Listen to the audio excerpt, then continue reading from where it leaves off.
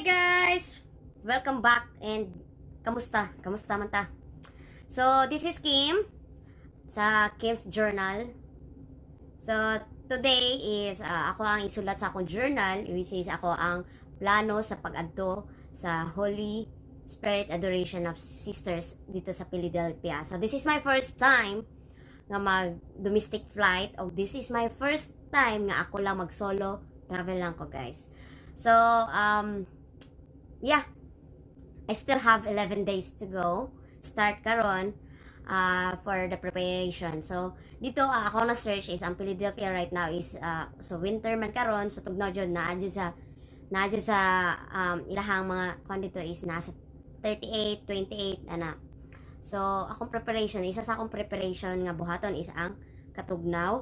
Ako ang dalawnon kay wala as in wala ko'y dalang luggage.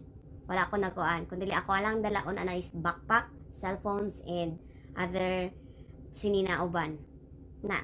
Wala ko kay nakalimot ko og palit daan bago ko nag-book. So, dapat manggod kay mag-book.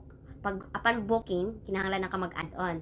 Kaya kung dili ka mag-add-on, when mag-book ka og flight is mahal na siya ang rate niya. So, dili ko gusto nga dako akong expenses for this trip kay this is my first trip gani nga koan, gusto na ko i-try lang jud siya nga kaya ba nako. So guys, yeah, I really didn't know, gi-book lang nako nga out of wala sa plano, but I know na guidance na pagtugot na ang tanan. So yeah, so akong atuan dito, isa sa akong atuan sa Philadelphia is the Holy Spirit Adoration of Sisters or ginatawag nilang Pink Sisters. But yeah, so ako ang atuan ang kato Pink Sisters.